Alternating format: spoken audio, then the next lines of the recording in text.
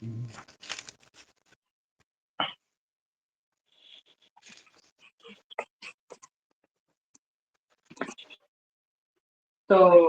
આપણે છેલ્લે શુક્રવારે દસમ સ્કંદ સુવોધનીજી એની અંદર દ્વિતીય અધ્યાય બીજો અધ્યાય વિરામ કર્યો તો અને ત્રીજા અધ્યાયની કારિકાજીઓનું ચિંતન કરેલું, જે 7.5 કારિકાજી અધ્યાય 3ના પૂર્વ ભૂમિકા રૂપે શ્રી મહાપ્રભુજીએ લખ્યા છે.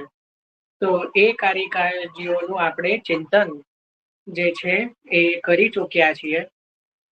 આપણે એ પણ ચિંતન કર્યું છે કે આ અધ્યાયની આ જે અધ્યાય છે ત્રીજો, એને શ્રી મહાપ્રભુજી 6 અલગ અલગ ભાગમાં વહેંચી રહ્યા છે. એનું પણ આપણે ચિંતન કર્યું. હવે આપણે પ્રથમ આજે જે છે અધ્યાય 3 જે મૂળ એમાં પ્રવેશ કરીએ છીએ, એનો પ્રારંભ કરીએ છીએ. આપણને ખબર જ છે કે આના જે શરૂઆતના 8.5 શ્લોક છે એ જન્મ સમયે આપણે ત્યાં 3 વખત બોલાય છે અને 9મો અને 10મો શ્લોક સન્મુખમાં પ્રભુના સ્વરૂપનું વર્ણન છે. તો એ આપણને ખબર છે. તો આપણે હવે મૂળ અધ્યાયમાં પ્રવેશ કરીએ છીએ, જે જન્મ સમયના 8.5 શ્લોકો જે જન્માષ્ટમીના દિવસે બોલવામાં આવે છે, આપણે એનો પ્રારંભ કરીએ છીએ. આની અંદર ભગવાનનો જ્યારે જન્મ થાય, જે પ્રાગટ્ય થાય છે, એ સમયે કેવું વાતાવરણ થઈ ગયું, કેવું જે કહેવાય કે એનો સમય કેવો થઈ ગયો. એ સમય જ્યારે ભગવાનનું પ્રાગટ્ય થયું એ સમય કેવો અદ્ભુત અને સર્વગુણ વાળો થયો, એનું સુખદેવજી હવે વર્ણન પ્રારંભ કરે છે. તો મૂળ શ્લોકની અંદર પણ અથ સર્વ ગુણોપેત કાલઃ પરમ શોભન. શું શબ્દ આવે છે? અથ સર્વ ગુણોપેત કાલઃ પરમ શોભન. આ રીતે શ્લોકનો સુખદેવજી પ્રારંભ કરી રહ્યા છે. અર્થ જોઈએ, બહુ અદ્ભુત શ્લોકો છે. તો એમાં શરૂઆતમાં જે છે એ સુખદેવજી પ્રારંભ કરતા કહી રહ્યા છે કે હે પરીક્ષિત, હવે જ્યારે ભગવાનના પ્રાગટ્યનો સમય આવ્યો, જ્યારે ભગવાનના પ્રાગટ્યનો હવે સમય આવ્યો, ત્યારે આ જે કાલ છે, આમ તો કાલ એ ભગવાનની જ વિભૂતિ છે. જો કદાચ કોઈને ખબર હોય, જે કાલ એટલે સમય ચક્ર, એટલે આ જે કાલ જે છે એ પરમ શોભાયમાન બન્યો. આ જે કાલ છે એ પરમ શોભાયમાન બન્યો અને સર્વ ગુણોને ધારણ કરનારો બન્યો. અને એ સમય જે કહેવાય સર્વ શુભ ગુણો જે છે એ આ સમયમાં ઉપસ્થિત થઈ ગયા. અને એ સમયે બધા નક્ષત્ર, ગ્રહો, તારાઓ એ બધા શાંત થઈ ગયા. અને જે છે કે આપણે જેમ કહીએ કે કોઈ ગ્રહ દશા આદિ જે બધા અમુક માનતા હોય ને આપણા શાસ્ત્રોમાં જે છે, તો કહી રહ્યા છે કે બધા જ ગ્રહો અનુકૂળ થઈ ગયા ભગવાનને. કારણ કે આ બધા જે છે ભગવાનની વિભૂતિ રૂપ છે. કાલ જે છે, ગ્રહ છે, નક્ષત્ર છે. તો ભગવાનને જ્યારે પ્રાગટ્યનો સમય આવ્યો ત્યારે અમંગલ ચીજો પણ મંગલ રૂપ બની ગઈ. શું કહે છે કે અમંગલ જે કહેવાય એ વસ્તુઓ પણ બદલાઈને મંગલ રૂપ થઈ ગઈ. એટલે સર્વ ગુણોપેત, સર્વ ગુણોને ધારણ કરનારો આ કાલ થયો. અને જ્યારે રોહિણી નક્ષત્રનો પ્રારંભ થયો, શ્રાવણ વદ આઠમ, આપણા ગુજરાતીમાં શ્રાવણ વદ આઠમ, મધ્યરાત્રિ, અને જ્યાં રોહિણી નક્ષત્રનો પ્રારંભ થવાનો જ્યાં પ્રારંભ જ થયો, એવા શરૂઆતમાં ભગવાનના પ્રાગટ્યનો સમય આવ્યો. એટલે આ જે કાલ છે, જે ભગવાનની વિભૂતિ છે, એ પરમ શોભાયમાન અને સર્વ ગુણોને ધારણ કરનાર બની ગયો. રોહિણી નક્ષત્રનો પ્રારંભ થયો અને જેટલા પણ બીજા નક્ષત્ર, ગ્રહો, તારાઓ એ બધા શાંત થઈ ગયા, સૌમ્ય થઈ ગયા. એટલે કોઈ પણ પ્રકારનું જે છે એ બાધક રૂપ બની શક્યા નહીં, બને પણ નહીં. કારણ કે અહીંયા સાક્ષાત ભગવાનના હવે પ્રાગટ્યનું જે છે વર્ણન હવે થવાનું છે. ભગવાનનું પ્રાગટ્ય થવાનું છે, એટલે બધા પોતપોતાના સ્થાને સ્થિર થઈ ગયા. હવે આગળ કે છે કે બીજા શ્લોકની અંદર કે દિશાઓ પ્રસન્ન થઈ ગઈ. કારણ કે હવે આ શ્લોકમાં શ્રી મહાપ્રભુજી દ્વિતીય શ્લોકમાં કહી રહ્યા છે કે દ્વિતીય શ્લોકની અંદર 3 વસ્તુનું વર્ણન આવશે. જ્યારે ભગવાનનું પ્રાગટ્ય થયું ત્યારે જે ભગવાનની નીચે એટલે ભૂમિનો સ્થળ, ભગવાનની ઉપર એટલે આકાશ અને ભગવાનની આજુબાજુ એટલે દિશાઓ. સમજ પડી ને? જે ભગવાનનું પ્રાગટ્ય થયું તો ભૂમિ ઉપર, આકાશમાં અને દિશાઓમાં કેવી સ્થિતિ થઈ એનું વર્ણન હવે સુખદેવજી દ્વિતીય શ્લોકથી કરી રહ્યા છે. કે છે કે દિશાઓ હવે પ્રસન્ન થઈ ગઈ. આકાશ જે છે નિર્મલ તારાઓના સમૂહના પ્રકાશવાળું થયું અને ભૂમિમાં જે છે અત્યંત મંગલ થવા લાગ્યા. ભૂમિ ઉપર અત્યંત જે છે મંગલમય ભૂમિ થઈ ગઈ. હવે એમાં સૌથી પહેલા આપણે જોઈએ કે દિશાઓ પ્રસન્ન થઈ. હવે દિશાઓ પ્રસન્ન થઈ એનો અર્થ શું? તો ત્યાં જે કહી રહ્યા છે શ્રી મહાપ્રભુજી એક વિશેષ રૂપ કહી રહ્યા છે કે દિશાઓ કઈ રીતે પ્રસન્ન થઈ શકે, એવું કેવી રીતે ખબર પડે? કારણ કે આપણી રીતે જોઈએ તો દિશાઓ તો નિર્જીવ છે, તો એવું કેવી રીતે ખબર પડે કે દિશાઓ પ્રસન્ન થઈ? તો ત્યાં કહી રહ્યા છે કે જુઓ, મધ્યરાત્રિ છે, એમાંય પાછો વરસાદ વરસી રહ્યો છે, તો આવામાં તો કશું દેખાય જ નહીં. કારણ કે મધ્યરાત્રે અડધી રાત્રમાં તમે જુઓ ને જ્યાં વરસાદ વરસતો હોય તો એમાં તો કશું દેખાય નહીં, પણ છતાં દિશાઓ અલૌકિક થઈ. ભગવાનના પ્રાગટ્યના કારણે દિશાઓ અલૌકિક થઈ. એટલે જે આગળ વર્ણન આવશે કે દેવતાઓ છે, મુનિઓ છે, એ પણ ભગવાનના પ્રાગટ્યના દર્શન કરવા માટે સમર્થ બન્યા. કારણ કે દિશાઓ અલૌકિક થઈ ગઈ એટલે ભગવાનનું પ્રાગટ્યના દર્શન જેને જેને થવા જોઈએ એને થવા લાગ્યા. સમજ પડી? જે દેવતાઓ છે, ઋષિઓ છે, એ બધાને ભગવાનના દર્શન જે છે એ કરવામાં દિશાઓ બાધકરૂપ બની નહીં. કારણ કે દિશાઓ પ્રસન્ન, એને જ કહેવાય દિશાઓ પ્રસન્ન થઈ, સ્વચ્છ થઈ અને આધિદૈવિક રૂપ જે છે દિશાઓ એવી કે જે ભગવાનના પ્રાગટ્યનું જે દર્શન છે એ કરાવવા માટે સમર્થ બની. અને બીજો અર્થ એ પણ અહીંયા બતાવી રહ્યા છે કે જે દિશાઓને જે છે એના જે દરેક વસ્તુના દેવતા હોય તો એ રીતે જે છે કર્ણેન્દ્રિયો, કર્ણ એટલે કાનને દિશાનું રૂપ આપવામાં આવે છે. તો અહીંયા બીજો અર્થ એ પણ થાય કે ભક્તો એવા પ્રસન્ન થયા. અહીંયા દિશાઓ પ્રસન્ન થઈ એનો અર્થ એવો પણ થાય કે ભક્તોના કાન પ્રસન્ન થયા, કર્ણ કાન પ્રસન્ન થયા કે હવે અમને ભગવાનના જે લીલાઓનું જે છે એ સાંભળવા મળશે. ભગવાનની લીલાઓ, ભગવાનની સ્તુતિ, ભગવાનના સ્વરૂપનું વર્ણન હવે અમને સાંભળવા મળશે. એટલે કર્ણરૂપી જે કાનરૂપી જે છે એના આધિદૈવિક જે દેવતાઓ છે, દિશાઓ છે. કારણ કે તમે બી જુઓ, અત્યારે સાંભળી રહ્યા છો તો નેટવર્ક થ્રુ સાંભળી રહ્યા છો. હમણાં ધારો કે નેટ જતું રહે તો તમે મને સાંભળવા સક્ષમ ન બનો, તો એ દિશાઓથી તો થઈ રહ્યું છે, બરાબર ને? આપણે ક્યાંક ને ક્યાંક આપણા પણ કાન દિશાઓથી જ કનેક્ટેડ છે. તો એટલા માટે દિશાઓ પ્રસન્ન થઈ, કારણ કે દિશાઓ જે છે એ કર્ણ એટલે કાનના આધિદૈવિક દેવતા છે. એટલા માટે એ પ્રસન્ન થઈ કે હવે આ કાનમાં, આ ભક્તોના કાનમાં ભગવાનની લીલાઓ, ભગવાનના સ્વરૂપો અને ભગવાનની સ્તુતિઓનું હવે સાંભળવા મળશે. એટલા માટે કે છે દિશાઓ પ્રસન્ન થઈ, સૌથી પહેલા કીધું એટલે સ્વચ્છ બની. એના પછી બીજી વસ્તુ કીધી કે આકાશ જે છે એ નિર્મળ બન્યું અને જેમાં ઝગમગ તારાઓ જે છે ચમકી રહ્યા હતા.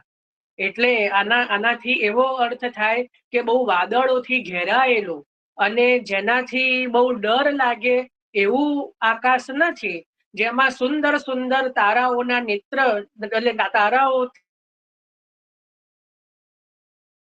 જેના નેત્રથી દર્શન થઈ શકે એવા તારાઓ જે છે એવા ઝગમગી રહ્યા હતા. તો જે કહેવાય કે પ્રભુના પણ જેમ પ્રાગટ્યનો સમય છે એ સૂચવવા માટે અહીંયા એવું કહી રહ્યા છે કે નિર્મળો ગણો ઉદયમ શબ્દ આવ્યો એટલે તારાઓનો પણ ઉદય થયો. જેમ ભગવાનના પ્રાગટ્યનો સમય આવ્યો એ સૂચવવા માટે આકાશમાં તારાઓનો પણ ઉદય થયો, કારણ કે ઉદયનો અર્થ પણ પ્રાગટ્ય થવું જ થાય, એટલે ભગવાનના પ્રાગટ્યનો સમય નિકટ આવ્યો છે એ જણાવવા માટે આકાશમાં નાના નાના જે કહેવાય કે તારાઓનો પણ ત્યાં ઉદય થયો. એના પછી કહી રહ્યા છે ત્રીજી વસ્તુ કે હવે જે ભૂમિ છે એટલે જે પૃથ્વી છે એ મંગળમય ચિહ્નો વાળી થઈ. એટલે જે નગરો છે, નાના મોટા નગરો છે, ગામડાઓ છે, જે બધી વસ્તીઓ છે અને જેટલા નેસડા છે, બધા જ જે પ્રાણીઓ છે એ પ્રસન્ન થઈ ગયા. અચાનક જ બધામાં પ્રસન્નતાની લહેર છવાઈ ગઈ. કોઈ એ સમયે ભૂમિ ઉપર દુખી રહ્યું નહીં. કોઈને કોઈ રીતે બધા પ્રસન્ન થઈ ગયા. અચાનક ઓટોમેટિક આપોઆપ જ બધાને મનમાં પ્રસન્નતા થવા લાગી. કોઈને જ ખબર ન પડી કે આટલી બધી પ્રસન્નતા કેમ થઈ રહી છે. તેમ છતાં બધા જે છે કે સર્વભૂમિ જે છે એમાંથી દુઃખ દૂર થઈ ગયું અને બધાના હૃદયમાં આપોઆપ આનંદ છવાઈ ગયો. એટલે ભૂમિ પણ મંગલ ચિહ્નો ધારણ કરનારી થઈ. પછી જે છે કે બધી ખાણ સોનાની, હીરાની અને એ બધી જે ખાણમાં એ સોનું, હીરા બધું આપોઆપ ઝરવા લાગ્યું, કારણ કે ભૂમિ મંગળમય ચિહ્નોને ધારણ કરનારી થઈ. અને બીજું અહીંયા બીજો ભાવ એ પણ બતાવ્યો કે ભૂમિ જે છે એ પ્રભુની પત્ની પણ છે. શ્રીદેવી અને ભૂદેવી બે જે છે તો ભૂમિ વારા અવતારમાં ભગવાને ભૂમિનો પાણી ગ્રહણ કર્યું છે, એટલે પોતાના સ્વામી પુનઃ હવે પ્રગટ થવાના છે એ જાણીને પણ ભૂમિ જે છે ભૂદેવી છે અત્યંત પ્રસન્ન થયા. અને ત્રીજી વસ્તુ આપણે પહેલા પણ જોયું હતું કે બીજા કોઈ અવતારમાં ભગવાન ક્યારે પણ બાળ લીલા આદિથી ભૂમિ ઉપર જે ચરણ ધારણ કરીને જે લીલા કેવલ અને કેવલ કૃષ્ણ અવતારમાં જ એ સંભવ છે કે કૃષ્ણ અવતારમાં જે લીલા કરી છે કે જ્યાં ભગવાનના 16 કલાયુક્ત ચિહ્ન વાળા જે ચરણ છે એ ભૂમિ ઉપર પ્રભુ ખુલ્લા ચરણારવિંદે જ્યારે ગૌચારણ કરે, જ્યારે રાસલીલા કરે, બધી દાન લીલા કરે, આદિ જેટલી પણ બાળ લીલાઓ આદિ વ્રજની લીલાઓ જે કરવે છે, જે કરવાના છે, એનું પણ સ્મરણ કરીને જે છે ભૂદેવી પ્રસન્ન થઈ ગયા. એટલે પણ કીધું કે ભૂદેવી મંગલ ચિહ્નોને ધારણ કરનારા થયા, કારણ કે જ્યારે સ્વામી આવવાના હોય, પોતાના પતિ જ્યારે આવવાના હોય તો ત્યારે તો મંગલ ચિહ્નો ધારણ કરવા જ પડે ને. કોઈ પણ સ્ત્રી હોય તો પહેલાના સમયમાં તો 16 શણગાર જે છે એનું વર્ણન મળતું કે જ્યારે કોઈ સૌભાગ્યવતી સ્ત્રી હોય તો 16 પ્રકારના શણગાર જે છે શૃંગાર ધારણ કરીને પોતાના પતિની સન્મુખ જાય. આપણે ત્યાં યમુનાજીના આરતીમાં પણ 16 શણગાર સજ્યામાં એ રીતે વર્ણન આવે જ છે. અને 16 જે શૃંગારનું આપણે ત્યાં પણ જે બહુ વિશેષ મહત્વ છે. ઠાકોરજીની સેવામાં પણ સ્વામીજીની આદિને પણ જે છે સર્વ શૃંગાર સહિત જ એ રીતે 16 જે શૃંગાર છે તો એ મંગલમય સૂચક છે. એ જે કહેવાય પોતાના સ્વામીનું, પોતાના પતિનું એ મંગલમય છે, મંગલ રૂપ છે. તો એટલા માટે પણ ભૂદેવી મંગલ ચિહ્નોને ધારણ કરનારા થયા. એટલે અલૌકિક સ્વરૂપે પણ અને ભૌતિક સ્વરૂપે પણ. ભૌતિક સ્વરૂપે જે હીરાની અને સોનાની ખાણો બધી રત્નમય અને સુવર્ણમય બની ગઈ અને સર્વજનોના મનમાં પ્રસન્નતા છવાઈ ગઈ, તો એ રીતે પણ મંગલમય આ ભૂમિ બની ગઈ. તો આ જે બીજો શ્લોક છે એની અંદર નીચેની, ઉપરની અને આજુબાજુની જે સર્વ જે ક્રિયાઓ છે એ મંગલ રૂપ થઈ. ભૂમિ પણ મંગલમય થઈ, આકાશ પણ મંગલમય એટલે જે સુંદર તારાઓથી ઝગમગી ઉઠ્યું. અને એના પછી જે બધી દિશાઓ છે એ સ્વચ્છ અને પ્રસન્ન થઈ ગઈ, કારણ કે કર્ણના જે કાનના આધિદૈવિક દેવતા રૂપ છે એટલે એમને પણ પ્રસન્નતા થઈ કે હવે અમને પ્રભુના ગુણગાન શ્રવણ કરવાનો લાભ મળશે અને પ્રભુની વાણી પણ શ્રવણ કરવાનો અમને લાભ મળશે. જે પહેલા તો આકાશવાણી રૂપે જ જે ભગવાન વાત કરે, પણ અહીંયા તો જ્યારે ભક્તો સાથે પણ પ્રભુ જ્યારે વાત કરશે તો એ પણ અમે શ્રવણ કરવાનો જે છે અમને સૌભાગ્ય મળશે.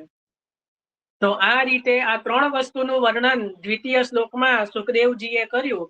હવે પંચ મહાભૂતોમાં પણ કેવો આનંદ છવાયો એનું વર્ણન આગળ કરશે. આગળના શ્લોકોથી પંચમહાભૂતોનું વર્ણન પ્રારંભ થશે. પંચમહાભૂત કયા? તો જલ, અગ્નિ, વાયુ, પછી જે છે આકાશ અને ભૂમિનું વર્ણન તો આવ્યું, પણ આગળ જેટલા બી બીજા છે કે જે જલ છે, પછી અગ્નિ છે, એ બધાનું વર્ણન હવે સુખદેવજી આગળ કરશે.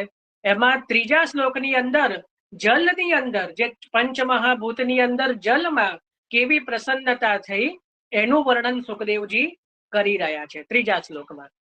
તો શું કહી રહ્યા છે કે જે નદીઓ જે નદીઓ છે એ સ્વચ્છ જલવાળી થઈ. એના પછી જે કે છે કે ધરાઓ, એટલે જે ધરા છે એ કમલના શોભાવાળા બન્યા.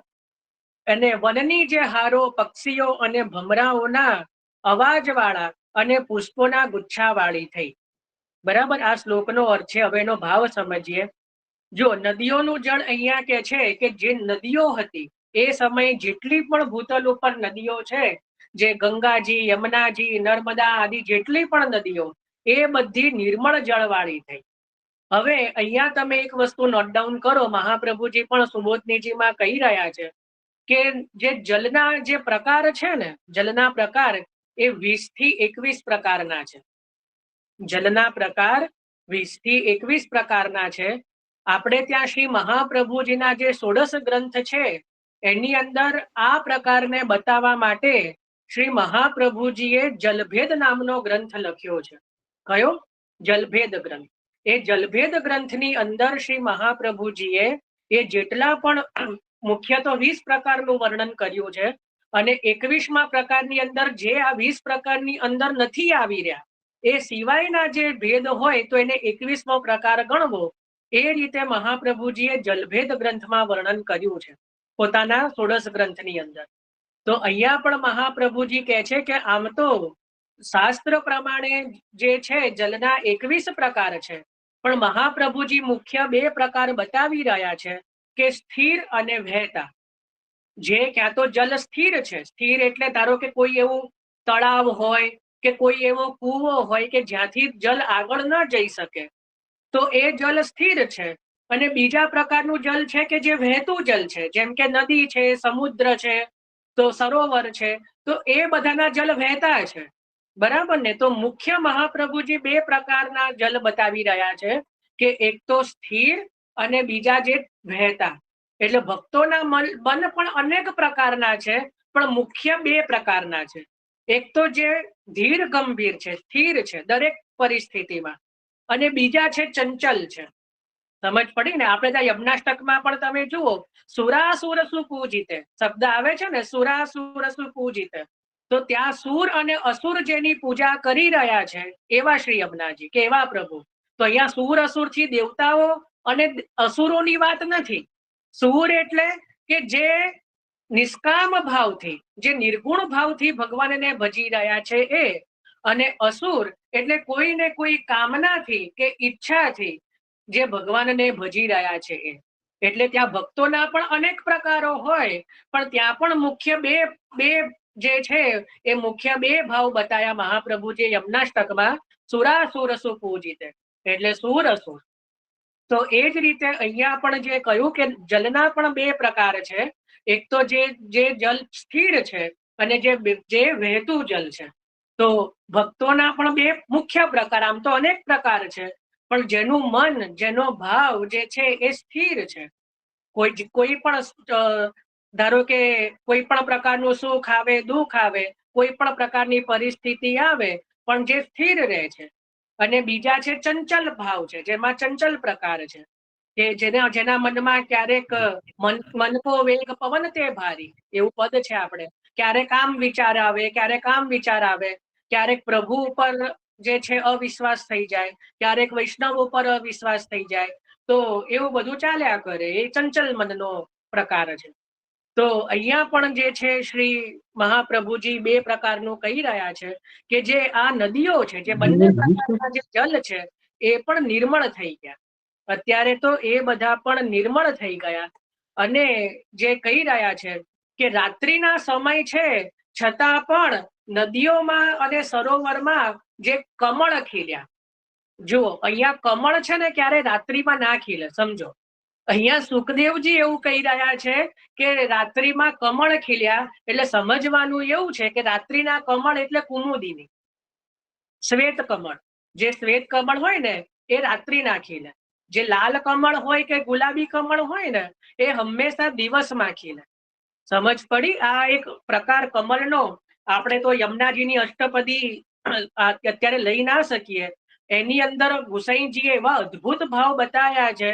રાત્રિના કમળના પણ ભાવ બતાવ્યા છે, દિવસના કમળના પણ ભાવ બતાવ્યા છે. બરાબર, એ ગુસાઈજીના અષ્ટપદીની અંદર. તો એ રીતે અહીંયા કે છે કે સરોવરોની અંદર કમળ ખીલી ઉઠ્યા, એટલે રાત્રિના જે કુમુદિની હોય એવા એ ખીલી ઉઠ્યા.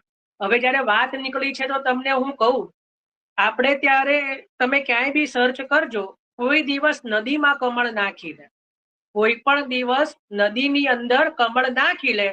એકમાત્ર યમુનાજી એવા છે કે જે નદી હોવા છતાં પણ કમળ ખીલે છે. જેમાં જે બાકી કોઈ નદી, ગંગાજીમાં પણ ક્યારે કમળ ખીલતા નથી. કેવલ અને કેવલ આખી પૃથ્વીમાં એકમાત્ર એવા નદી સ્વરૂપે, અહીંયા તો ભૌતિક સ્વરૂપની વાત કરીએ છે, એકમાત્ર શ્રી યમુનાજી જ એવા છે કે જેમાં કમળ ખીલે છે. અને એ પણ પાછા દિવસના પણ કમળ અને રાત્રિના પણ કમળ. તો એ યમુનાજીની અધિકતા છે, જે કમળ ખીલે છે યમુનાજીમાં. આપણે ત્યાં 252 ભગવદીયની અંદર એક વાર્તાજી આવે છે, એક સનાઢ્ય બ્રાહ્મણ. તો જ્યાં એમની પરીક્ષા કરવા માટે બાળકો એમને કોઈ પુલિન ઉપર લઈ જાય છે, અને પછી ત્યાં નૌકામાં પોતે તો પાછા આવી જાય છે, અને પેલા બ્રાહ્મણને ત્યાં પુલિન ઉપર જ બેસાડીને રાખે છે. ત્યારે શ્રી યમુનાજી પ્રગટ થઈને એક કમળ ત્યાં પ્રગટ કરે છે અને આજ્ઞા કરે છે કે તું આ કમળ ઉપર બેસીને પેલે પાર જતો રહે.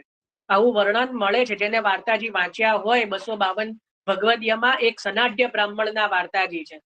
તો જેને વાંચવાની ઈચ્છા હોય વાંચજો. તો ક્યારે પણ નદીમાં કમળ ના ખીલે, પણ અહીંયા તો ત્યાં પણ વાર્તાજીમાં સ્પષ્ટ વર્ણન આવે છે કે શ્રી યમુનાજીની અંદર બૃહદ કમળ એટલે એક મોટું કમળ ત્યાં શ્રી યમુનાજીએ પોતે પ્રગટ કર્યું. સમજ પડી? તો આ એક અલૌકિકતા છે. આ તો અહીંયા વાત નીકળી એટલે. તો હવે આપણે પાછા આમાં આવી જઈએ જે અધ્યાયમાં, કે અહીંયા તો સરોવરમાં જ કમળો ખીલ્યા એની વાત કરી રહ્યા છે કે નદીઓ સ્વચ્છ જલવાળી થઈ, જે કમલની શોભાવાળાઓ જે સરોવર થઈ ગયા, એ સમયે જે પ્રમાણેના કમળ ખીલવા જોઈએ એ પ્રમાણેના સરોવર કમલથી ખીલી ગયા. આના કે છે કે વનની અંદર જેટલા પણ વન છે, એટલે જેમ બૃહદ વન છે, મહાવન, જેટલા પણ પ્રકારના વન છે, એ બધાની અંદર જે વૃક્ષો પ્રફુલ્લિત બની ગયા, એટલે જે લીલોતરીથી છવાઈ ગયા. કેમ? કારણ કે એમનું અંગ પણ વૃક્ષોની, જો આપણા શરીરમાં જેમ રોમાવલી હોય, રોમાવલી એટલે રૂવાટી, એને સારા શબ્દમાં કહેવાય રોમાવલી. આપણને પણ ક્યારેક હર્ષ થાય, બહુ પ્રસન્ન થઈ જઈએ, તો આપણે શું કહીએ કે જો મારા તો આ જે છે એ વાળ પણ અહીંયા એ રીતે થઈ ગયા, બરાબર, રોમાવલી પ્રસન્ન થઈ. તો વૃક્ષો પ્રસન્નતા પોતાની કઈ રીતે પ્રગટ કરે છે કે વૃક્ષોની રોમાવલી કઈ, તો વૃક્ષોની જે લીલોતરી છે, જે વૃક્ષોના પાન છે, જે વૃક્ષોના જેટલા પણ ફળ છે, ફૂલ છે, એ બધા ત્યાં પ્રફુલ્લિત થઈને જે છે એ ચારે બાજુ ઉગી ગયા. એટલે ત્યાં વૃક્ષોની પણ જે છે પ્રસન્નતા વ્યક્ત થઈ. સમજ પડી? એટલે વૃક્ષો જે છે એ રંગબેરંગી પુષ્પના ગુચ્છોથી ભરપૂર બની ગયા, અને જે છે કે સુંદર ફલોથી, પુષ્પોથી મહેકી ઉઠ્યા બધા જ વનો જે છે. આપણે ત્યાં શ્રી યમુનાષ્ટકનો પહેલો શ્લોક છે ને, પહેલો શ્લોક, એમાં આ જ વર્ણન છે. કોઈએ ધ્યાનથી વાંચ્યું હોય, તટસ્થ નવ કાનન પ્રકટ મોદ પુષ્પાંબુના, આનો અર્થ આ જ થાય, હે યમુનાજી, આપના તટ ઉપર જેટલા પણ નવ કાનન એટલે નવીન પ્રકારના જે વન છે, કાનનનો અર્થ થાય વન, તો જેટલા પણ પ્રકારના વન છે, જો જંગલ નહીં હો, ઘણી જગ્યાએ જંગલ શબ્દ વાપરે, જંગલ જુદું છે અને વન જુદું છે, અને વાડી જુદી છે. વનનો અર્થ થાય કે જ્યાં બહુ સુંદર રીતે વૃક્ષોની હારમાળા હોય, એને કહેવાય વન. અને જ્યાં ત્યાં વૃક્ષો ઉગી ગયા હોય, બહુ કાંટાળા વાળા વૃક્ષો હોય કે જ્યાં કોઈ જઈ ના શકતું હોય, એને જંગલ કહેવાય. કે જ્યાં જંગલી પશુઓ વસતા હોય, કે જ્યાં મનુષ્યને જતા ડર લાગે, તો એને જંગલ કહેવાય. અને વન કોને કહેવાય? કે જે રમણીય હોય, જેને જોઈને આપણને પ્રસન્નતા થાય, જ્યાં સુંદર વૃક્ષોની હારમાળા હોય, જ્યાં પક્ષીઓનો ટંકાર હોય, જ્યાં સુંદર પુષ્પો હોય, ફળ હોય, એને કહેવાય વન. બરાબર. તો આ ભેદ છે. ઘણી વાર યમનાષ્ટકના કોઈના અર્થ જોતો હોઉં ને તો અર્થ કરનાર એવું લખ્યું હોય કે જેના તટ ઉપર બહુ બધા જંગલ છે સુંદર, એટલે જેને ખબર ના હોય એ આવા પણ અર્થો કરે છે. એટલા માટે જ આપણે હંમેશા પ્રામાણિક અર્થો વાંચવા જોઈએ. તો આમ તો મૂળ ગ્રંથોનો જ અભ્યાસ કરવો જોઈએ, પણ બધાને સંસ્કૃત આદિના પણ વ્રજભાષા બી ઘણાને ઓછી ફાવે છે, તો ઘણા ટ્રાન્સલેશન વાંચતા હોય, પણ ટ્રાન્સલેશન કરનારાઓ પણ ઘણી વાર વિવેક નથી રાખતા, ક્યાં તો એમને બી ખબર ના હોય, તો એ રીતે ટ્રાન્સલેશન કરી દેતા હોય છે. બાળ અહીંયા તો તટસ્થ નવ કાન ન કહેતા મહાપ્રભુજીનો તો જે અભિપ્રાય છે વનથી છે. સમજે ને કે તટસ્થ નવ કાન ન પ્રકટ મોદ પુષ્પાંબુના, એટલે જે આ પુષ્પ અને અંબુના, એટલે અંબુના એટલે જલ અને પુષ્પ, જ્યારે આ બધા વનોમાંથી જે પુષ્પો છે આપના જલમાં પડે છે ત્યારે આપનું જલ પણ સુગંધિત થઈ જાય છે. એવું વર્ણન શ્રી મહાપ્રભુજીએ ત્યાં ત્રીજી પંક્તિમાં પ્રથમ શ્લોકમાં કર્યું છે.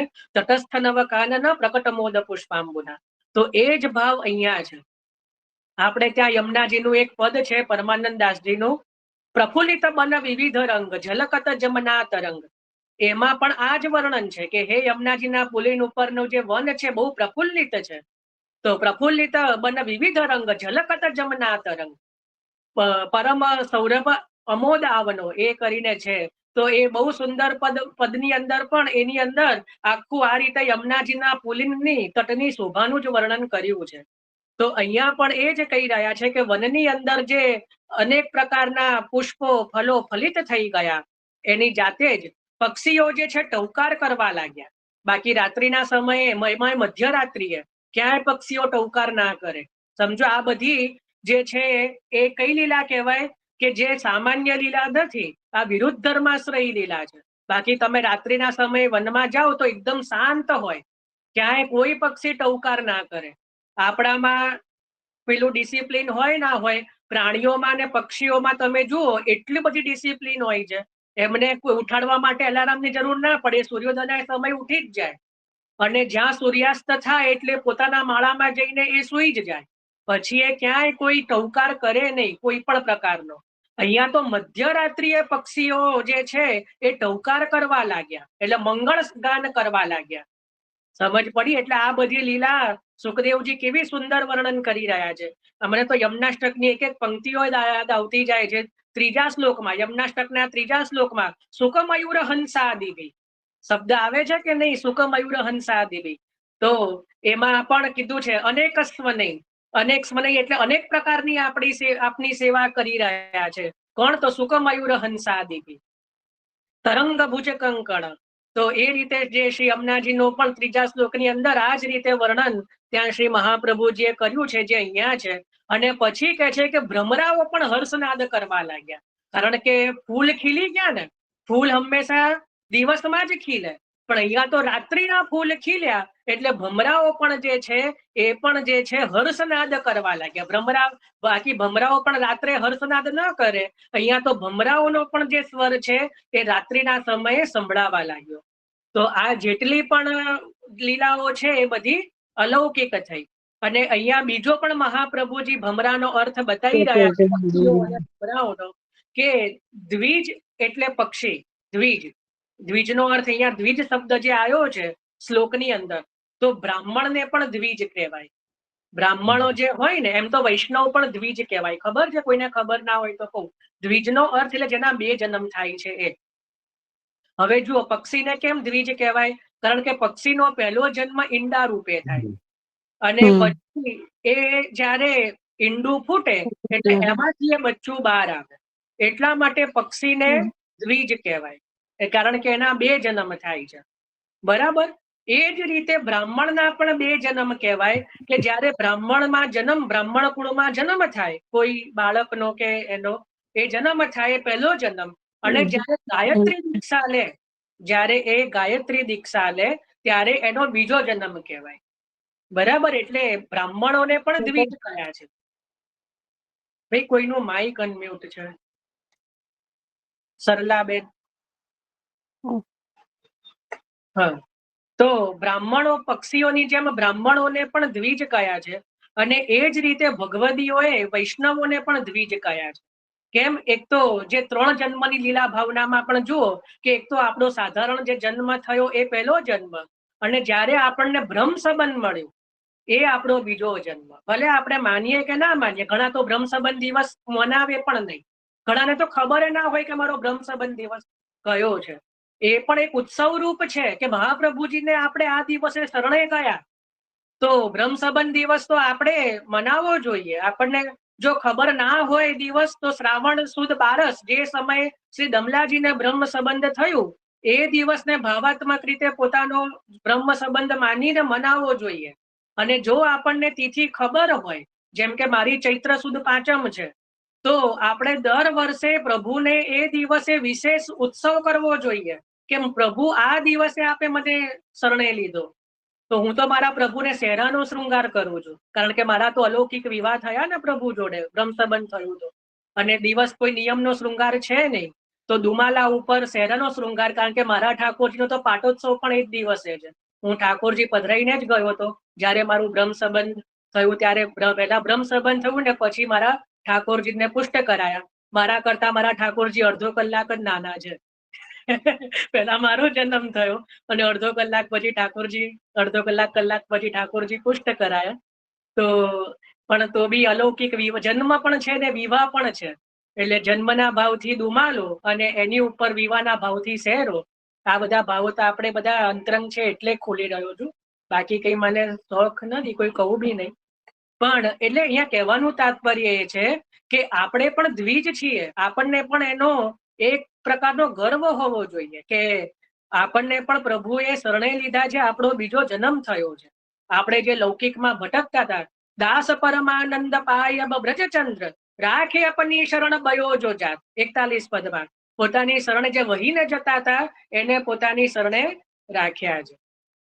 તો આ રીતે જે છે કે દ્વિજો, હા, એટલે મૂળમાં આવી જઈએ કે કહી રહ્યા છે કે જે દ્વિજ એટલે પક્ષીઓ ટહુકી રહ્યા છે, એનો બીજો અર્થ મહાપ્રભુજીએ કર્યો કે બ્રાહ્મણોએ જે પ્રભુની સ્તુતિ કરવાનો પ્રારંભ કર્યો.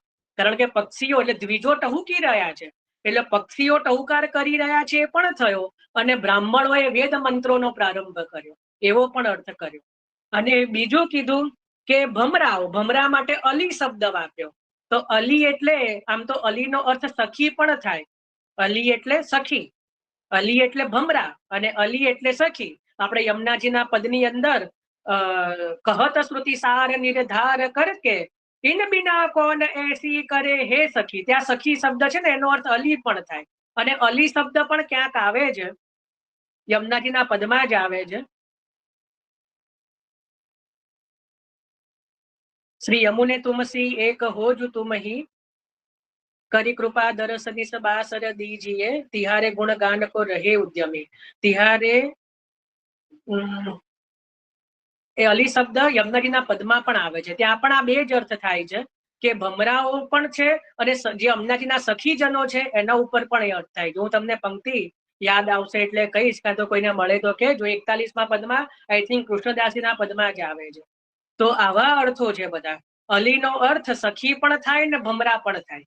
તો અહીંયા પણ સખી રૂપા જે ભક્તો છે એને પણ હર્ષનાદ કર્યો, એવો પણ અહીંયા અર્થ થઈ શકે. ભમરાઓએ પણ હર્ષનાદ કર્યો અને ભક્તોના મન પણ જે છે, અલી એટલે ભમરા રૂપ છે, એટલે એમને પણ જે છે એ હર્ષનો નાદ કરવા લાગ્યા. તો અહીંયા ત્રીજા શ્લોકની અંદર જે છે એ નદીઓનું વર્ણન આવ્યું, અને નદીઓના પુલિન ઉપરનું જે વાતાવરણ છે, જે વન છે, એનું આખું વર્ણન કર્યું કે પુષ્પનું, ફલનું, પક્ષીઓનું, ભમરાઓનું. તો એ વર્ણન અહીંયા ત્રીજા શ્લોકમાં આવ્યું. બરાબર, આપણે 3 શ્લોક લીધા ત્રીજા અધ્યાયના. હવે ચોથો શ્લોક લઈએ છે. હવે બહુ સુંદર વસ્તુ એની સાથે જ છે કે સુખ ઉત્પન્ન કરનાર એવો સ્પર્શ વાળો, એટલે જેનાથી આપણને આનંદ થાય, તો એવા સ્પર્શ વાળો, પછી મંદ સુગંધ ફેલાવનાર પવિત્ર વાયુ જે છે વાવા લાગ્યો, અને તે સમયે દ્વિજાતિઓના જે શાંત અગ્નિઓ હતા એ પણ પ્રદીપ્ત થયા. એટલે અહીંયા બે વસ્તુનું વર્ણન આવ્યું, એક તો વાયુ અને અગ્નિ. આપણે જેમ પહેલા જો પંચમહાભૂતોનું વર્ણન છે, તો એમાં આપણે જેમ જલનું વર્ણન આવ્યું એ રીતે આ શ્લોકની અંદર વર્ણન કર્યું વાયુ અને અગ્નિ એ જે છે એમાં કેવું આનંદ ફેલાયો. તો એના માટે શબ્દ આવ્યો કે જે પવન છે, જે વાયુ છે, એ કેવો થયો. તો એના માટે 3 શબ્દો બધા કીર્તનમાં પણ તમે જોશો ને તો શીતલ, મંદ અને સુગંધ, આ 3 શબ્દો વાયુ માટે વપરાય. અને આમાં પણ એ જ શબ્દ વાપર્યા છે શ્લોકની અંદર સુખદેવજીએ. વાયુ ક્યારે સુખરૂપ થાય કે જેમાં જ્યારે એની અંદર 3 ગુણ હોય. આપણને પણ જ્યારે આપણે બહાર ગયા હોઈએ અને બહુ એકદમ ઠંડો ઠંડો ધીરો ધીરો પવન આવે અને એમાં સુંદર સુગંધ હોય તો આપણને એ આહલાદક બને, આપણને આપણું મન પ્રસન્ન થાય. પણ એ જ વાયુ જો પોતાના રૌદ્ર રૂપથી એકદમ ઠંડો પવન વાય કે પછી એકદમ પ્રકારની ગંધ વાળો આવે તો આપણને એ સુખરૂપ થાય નહીં. અહીંયા ભગવાનના પ્રાગટ્ય થવાનું છે એટલે વાયુએ 3 ગુણ ધારણ કર્યા. એક તો એ શીતલ બન્યો, શીતલ એટલે સહેજ ઠંડો પવન બન્યો. એના પછી જે છે મંદ બન્યો એટલે બહુ તેજી નહીં, આનંદથી ધીરે ધીરે મંદ બન્યો. અને ત્રીજો જે સુગંધિત બન્યો. શેનાથી સુગંધિત બન્યો કે હમણાં જે પુષ્પો ખીલ્યા ને વનોમાં, પુષ્પો હમણાં જે આપણે ત્રીજા શ્લોકમાં પુષ્પો ખીલ્યા તો એ પુષ્પોના જે સુગંધ વાળો બન્યો. એટલે આ 3 પ્રકાર વાયુએ પોતાના 3 જે ગુણો ધારણ કર્યા એનાથી એ જે છે આહલાદક બન્યો. હવે આનો પણ ભાવ શું? તો એમાં પણ જુઓ વાયુ જે છે ને એ પણ ભગવાનના ભક્ત છે. વાયુ કયા વાયુ અવતાર છે? તો એક તો હનુમાનજી, બીજા ભીમસેન, એ બધા પણ વાયુના અવતાર છે. અને ત્રીજા આપણા જે 4 વૈષ્ણવાચાર્ય છે એની અંદર જ્યાં સુધી હું ભૂલતો ના હોઉં તો રામાનુજાચાર્ય, ક્યાં તો મધ્વાચાર્ય, સોરી રામાનુજાચાર્ય નહીં, મધ્વાચાર્ય. એ મધ્વાચાર્ય છે ને એ પણ વાયુના અવતાર છે. તો વાયુ જે છે એ ભગવાનના ભક્ત છે, ભગવાનના પરમ ભક્ત છે. કારણ કે જ્યારે જ્યારે ભગવાનનો અવતાર થાય છે ત્યારે ત્યારે વાયુ દેવતા પણ કોઈના કોઈ સ્વરૂપે ભગવાનની સેવા કરે છે. તો અહીંયા વાયુને પણ પ્રસન્નતા થઈ કે મારો અંશ સ્વરૂપ આગળ જે ભીમ છે એ ભગવાનની સેવા કરશે. બરાબર, એટલા માટે પણ પોતે મૂળ પુરુષ હોવાથી એમને પણ પ્રસન્નતા થઈ, વાયુને પણ પ્રસન્નતા થઈ. અને વાયુએ 3 ગુણોને ધારણ કર્યા. વાયુ જે છે એ મંદ, સુગંધ અને શીતલ, આ 3 વાયુ જે છે એ વાયુએ પોતાના સ્પર્શથી સુખ આપ્યું. અને પછી કહી રહ્યા છે જે અગ્નિ, એ અગ્નિમાં શું થયું કે જે અહીંયા પણ મહાપ્રભુજી અગ્નિ 2 પ્રકારના વર્ણન કરી રહ્યા છે. એક તો લૌકિક અગ્નિ અને બીજું વૈદિક અગ્નિ. 2 પ્રકારના અગ્નિ શ્રી મહાપ્રભુજીએ વર્ણન કર્યા છે. એક તો લૌકિક અગ્નિ અને બીજું વૈદિક અગ્નિ. વૈદિક અગ્નિ એટલે જે મંત્રોચ્ચાર સાથે બ્રાહ્મણો જે અગ્નિહોત્ર કરે ને એને કહેવાય વૈદિક અગ્નિ. નિત્ય જેને અગ્નિહોત્ર ધારણ કર્યું હોય, જેમ કે અમુક વલ્લભકુલના બાળકોને પણ અગ્નિહોત્ર હોય છે. મને નામ બહુ ખબર, એક જ મને ખબર છે કે દેવકી નંદનજી પંચમ ગૃહના દેવેશ બાવા, જેમને છગ્ગુ બાવા કે કોઈ કહે છે, તો એમને અગ્નિહોત્ર ધારણ કર્યું છે. એમને નિત્ય અગ્નિની પૂજા કરવી જ પડે કારણ કે અગ્નિહોત્ર ધારણ કર્યું છે. એવી રીતે જે પણ બાળક હોય કે જે પણ કોઈ દ્વિજ હોય, કોઈ બ્રાહ્મણ હોય જે અગ્નિહોત્ર ધારણ કરે, અને પહેલાના સમયના તો બધા જ બ્રાહ્મણો અગ્નિહોત્રી જ હતા, એટલે અગ્નિની નિત્ય પૂજા કરતા, એના વગર ચાલે જ નહીં, એના વગર બ્રાહ્મણત્વ નષ્ટ થાય એવું જે છે શાસ્ત્રનું વચન છે. હવે સમય બદલાયો છે, બાકી પહેલા દરેકના ઘરમાં સદૈવ પ્રજ્વલિત અગ્નિ હોય એ રીતે અગ્નિ રહેતો જ. સમજ્યા? મહાપ્રભુજીના પણ જે શ્રી વલ્લભ દિગ્વિજયની અંદર સ્પષ્ટ વર્ણન આવે છે કે મહાપ્રભુજીના ઘરમાં પણ મહાપ્રભુજી પણ અગ્નિહોત્રી છે. એટલે ત્યાં પણ નિત્ય જે છે એ અગ્નિની આપ પૂજા અને જે હોમ આદિ છે આપ નિત્ય કરતા.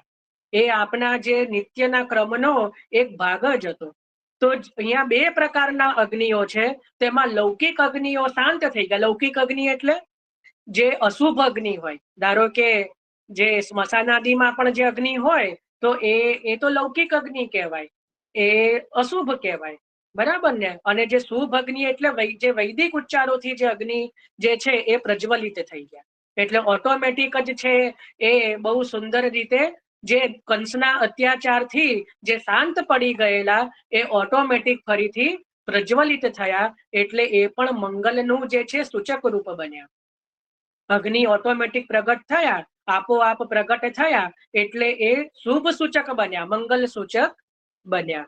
બરાબર. તો અહીંયા આપણે ચોથા શ્લોકની અંદર વાયુ અને અગ્નિ આ બંને જે પંચમહાભૂતમાંથી આ વાયુ અને અગ્નિનું વર્ણન આવ્યું. બરાબર. તો આજે આપણે અહીંયા 4 શ્લોક સુધી રાખીએ જ. પહેલા શ્લોકની અંદર જે છે એ પ્રભુના નક્ષત્ર, ગ્રહ, તારા આદિનું વર્ણન આવ્યું. બીજા શ્લોકની અંદર દિશા, ભૂમિ અને જે છે આકાશ એનું વર્ણન આવ્યું. ત્રીજા શ્લોકની અંદર જે જલ એટલે નદીઓ, સરોવર, પુષ્પ, ફલ અને જે પક્ષીઓ અને ભ્રમર આદિમાં કેવો હર્ષનાદ થયો એટલે મુખ્યતઃ જલ તત્વનું વર્ણન આવ્યું. અને ચોથા શ્લોકની અંદર વાયુ અને અગ્નિ આ બે તત્વોનું વર્ણન સુખદેવજીએ કર્યું. બરાબર. હવે આ 4 શ્લોકની અંદર કોઈને કઈ પ્રશ્ન હોય કે કઈ બી ચર્ચા હોય તો કરી શકે છે, નહીતર આપણે વાર્તાજીમાં પ્રવેશ કરીએ. સમજમાં આવ્યું ને ભાઈ? 4 શ્લોકો આપણે લીધા છે.